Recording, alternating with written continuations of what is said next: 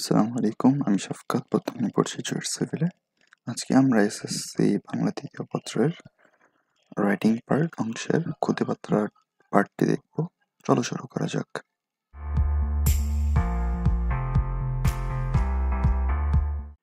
প্রথমে আমরা ক্ষুদিবাত্রার নিয়ম দেখব, তারপরে স্ট্রাকচার, এরপরে সাজেশন দেখব। প্রথম নিয়ম হলো অবশ্যই এটা একটা বক্সের মধ্যে লিখতে হবে। ইমেল যেভাবে আমরা লিখেছিলাম ওরকম একটা বক্স করে নিতে হবে, বড় একটা বক্স। এরপরে বার্তাটি যতটুক সম্ভব সংক্ষিপ্ত করতে হবে। ৩ থেকে ৪টা লাইন মানে বাক্য, ৩ থেকে ৪টা বাক্যের মধ্যে শেষ করতে হবে। এখানে কেমন আছেন, আমি ভালো আছি, এরকম কোনো কিছু দরকার নাই। বিদায় নেওয়ার দরকার নাই, আজকে এই পর্যন্ত, নো মোর টুডে, এই টাইপের কাহিনী করার দরকার নাই। মূল কথাটা বলে শেষ।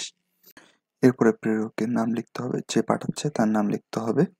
এরপরে যদি প্রাপক বিদেশী হয় তাহলে বিদেশ যে নাম্বারটা পাঠাচ্ছি তার আগে কান্ট্রি কোড অ্যাড করতে হবে। তুমি এটার জন্য আমেরিকা আর কানাডার কান্ট্রি কোড দেখে রাখতে পারো, এর বাইরে বিদেশে আসার চান্স নাই। এই 4 নম্বরটা অতটা ইম্পর্টেন্ট না। 5 নম্বর হলো শেষে তারিখ, পাঠানোর তারিখ ও সময় উল্লেখ করতে হবে। সবগুলো আমি দেখাবো।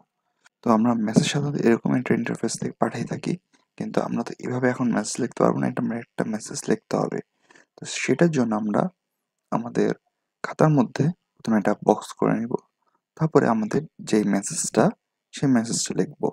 মনে করো আমার টাকা লাগতেছে, ওই সময় লিখলাম প্রিয় বন্ধু, চাইলে নাম দিতে পারো। নাম দেওয়ার যদি প্রশ্নে দিয়া থাকে তাহলে নাম দিবা, নাহলে প্রিয় বন্ধু বা শ্রদ্ধেয় বড় ভাই, প্রিয় ছোট ভাই, প্রিয় বাবা, বাবা, এরকম কিছু লিখবা। প্রিয় শ্রদ্ধেয় শিক্ষক, এরকম নাম আনার চেষ্টা করো না। শেষেও নিজের নাম দিও না, ক খ দিও। তো আমি যেটা লিখছি, হঠাৎ করে আমার টাকা সংকট পড়েছে, আমার টাকা তার লাগবে, দিতে পারবে কিনা। আর বাসা থেকে টাকা পাঠাইলে তোকে দিয়ে দিব, শুভেচ্ছা রইল আমার। এখানে 1 2 3 4 5টা গেছে, দ্যাটস ইট। একটা কম হলে ভালো হইতো। এখানে কিছু টাকা ধার দিতে পারবি, এটাকে কিছু টাকা ধার লাগবে, দিতে পারবি না বলে কিছু টাকা ধার দিতে পারবি কিনা বলে একটা লাইন ছোট করা যেত। সো এটা হলো একটা ফরম্যাট। এরপরে আমাদেরকে সেন্ডার লিখতে হবে ইংরেজিতে। তারপরে আমরা লিখবো নো নেম, যদি বন্ধুর নাম দেয়া না থাকে। দেয়া থাকলে প্রিয় বন্ধুর যে নাম লিখছে ওই নামটা এখানে ইউজ করব। এরপরে তার মোবাইল নাম্বারটা লিখবো। মোবাইল নাম্বারের ক্ষেত্রে 015 বা 017, 013, 016 এরকম লেখে বাকি 8টা ডিজিট স্টার্ট দিব।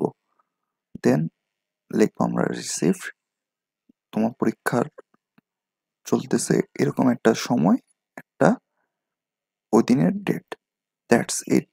এরপরে চাইলে আমরা সিম 1 লিখতে পারি, এটা ম্যান্ডেটরি না। ম্যান্ডেটরি হলো এই কালো পার্টটি।